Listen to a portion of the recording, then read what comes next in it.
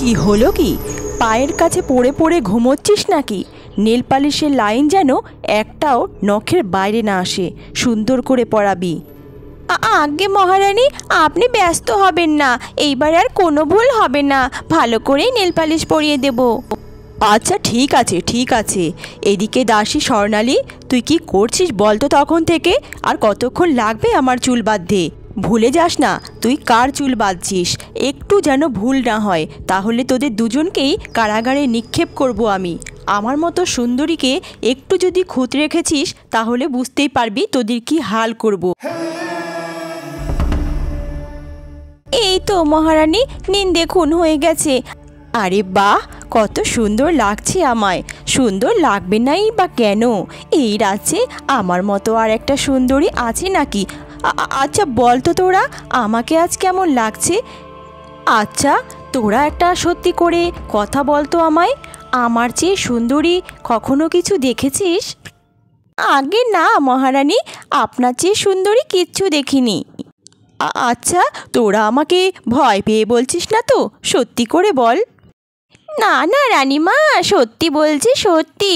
আপনার চেয়ে সুন্দরী আর কিছু হতেই পারে না, কখনো আমরা তা দেখেই নি চোখে। আচ্ছা আচ্ছা ঠিক আছে, এখন তোরা যা তো, এখন তোরা যা, আমার একটু কাজ আছে, মহারাজার সাথে দেখা করতে হবে আমাকে।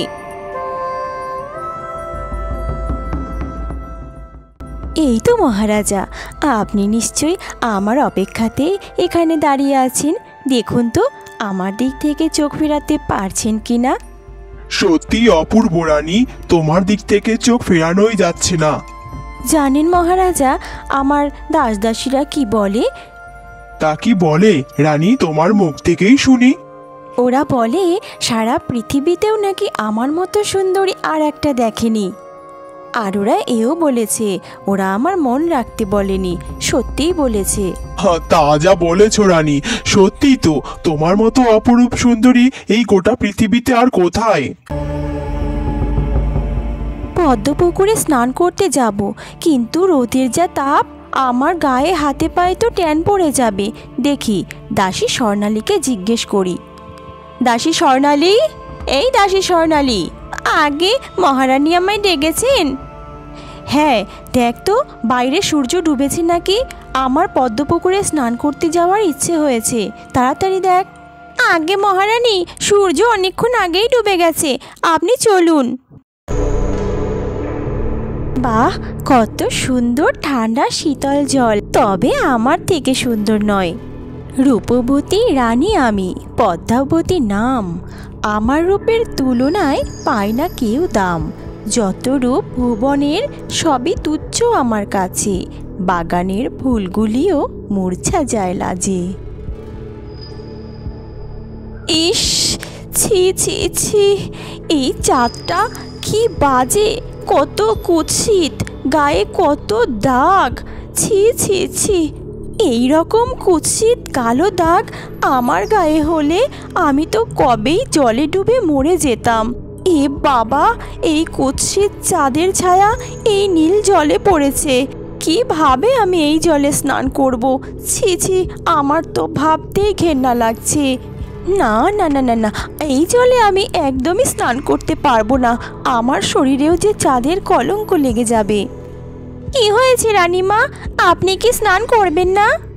কি করে করব দাসী স্বর্ণালী, তুই দেখতে পাচ্ছিস না ওই কুৎসিত চাঁদের ছায়া এই নীল জলে পড়েছে, আমি যে এই কুৎসিত চাঁদের ছায়ার মুখও দেখতে চাই না, আমার যে শরীরটা ঘিনঘিন করছে ঘেন্নায়। এত অপমান আমার যে আর সহ্য হচ্ছে না। মেঘ ভাই, কোথায় তুমি? আমাকে ঢেকে দাও।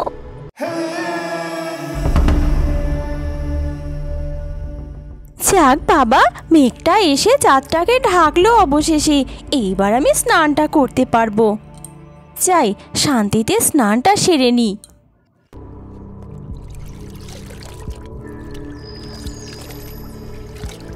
আহ, কি যে শান্তি হচ্ছে, শরীরটা একেবারে শীতল হয়ে যাচ্ছে। আরে রানীমার মুখে গালে কালো কালো কিসের দাগ দেখা যাচ্ছে না? থাক বাবা, বলে কাজ নেই, তাহলে আবার গর্দান যাবে।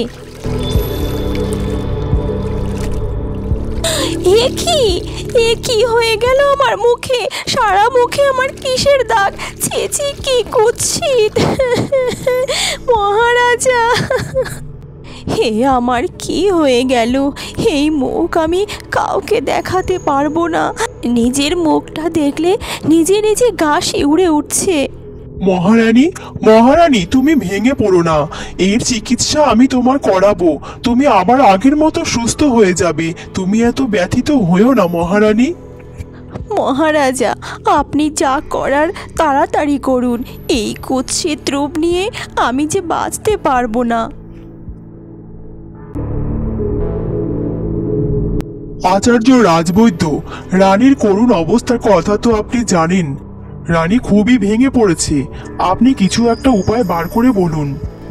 মহারাজা, আমি পুঁথি পড়ে দেখেছি এই অসুখ যেমন তেমন অসুখ নয়। এই অসুখের এমন ঔষধ বানাতে হবে যার উপকরণ পাওয়া খুবই দুঃসাধ্য ব্যাপার। মহারাজা, আপনি চিন্তা করে দেখুন, যদি এনে দিতে পারেন তবেই আমি তা বানাতে পারি। এখানে চিন্তা করার কিছুই নেই রাজবৈদ্য। আপনি একটিবার বলুন যে কি কি প্রয়োজন, আমি ঠিকই আনিয়ে দেব।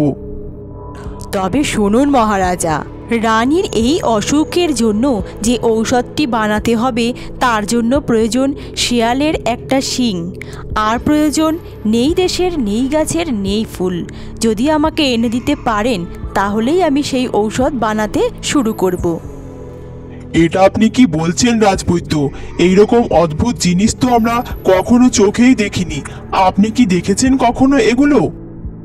আগে না মহারাজ, আমি পুঁথিতে পড়েছি, নিজের চোখে কখনোই দেখিনি।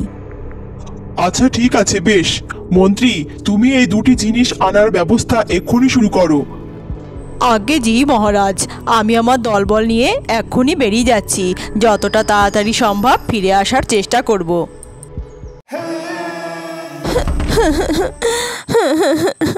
প্রিয় রানী, তুমি এইভাবে ভেঙে পড়ো না। মন্ত্রী নিশ্চয়ই সব কিছু নিয়েই ফিরে আসবে। একটা মাস হয়ে গেল, আর কবে আসবে মহারাজ বলুন তো? আমার এই মুখের দাগ কোনো দিনও কমবে না। না না রানী, এইভাবে বলো না, আর এইভাবে কক্ষে নিজেকে বন্দি করে রেখো না। উদ্যানে ঘুরবে চলো, তোমার মনটা ভালো থাকবে এতে। আপনি চান মহারাজ আমাকে একা ছেড়ে দিন, আমার যে কিছুই ভালো লাগছে না।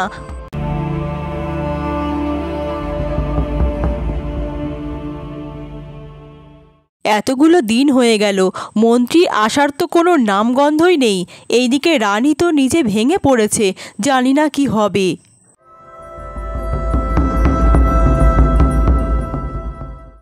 আরে এই তো মন্ত্রী, তুমি এসে গেছো। তা নিয়ে এসেছে তো যা যা দরকার। আগে ক্ষমা করবেন মহারাজ, রাজবৈদ্য যে দুটি জিনিসের কথা বলেছিল সেই দুটো জিনিসের কোনো অস্তিত্বই সারা দেশেই খুঁজে পাইনি। এমনকি বিভিন্ন দেশেও খোঁজ লাগিয়েছিলাম। শেয়ালের তো কোনো শিংই হয় না, আর নেই দেশের নেই গাছের ফুল, সেটারও কোনো অস্তিত্ব নেই মহারাজ। তবে হ্যাঁ, আমি এক জ্ঞানী গাছের সন্ধান পেয়েছি যে নাকি কথা বলতে পারে, আর সে আমাকে অনেক কথাই বলল এই রানীর অসুখ সম্বন্ধে। যদি আজ্ঞা দেন তাহলে আমি আপনাকে বলতে পারি। হ্যাঁ মন্ত্রী, অবশ্যই বলো, কি এমন কথা জেনে এসেছো তুমি? আগে মহারাজ, নানান দেশে নানানভাবে খোঁজ করার পরেও যখন কোনো কিছুই উপায় পাচ্ছিলাম না, তখন নিরাশ হয়ে এক গাছের নিচ দিয়ে হেঁটে যাচ্ছিলাম।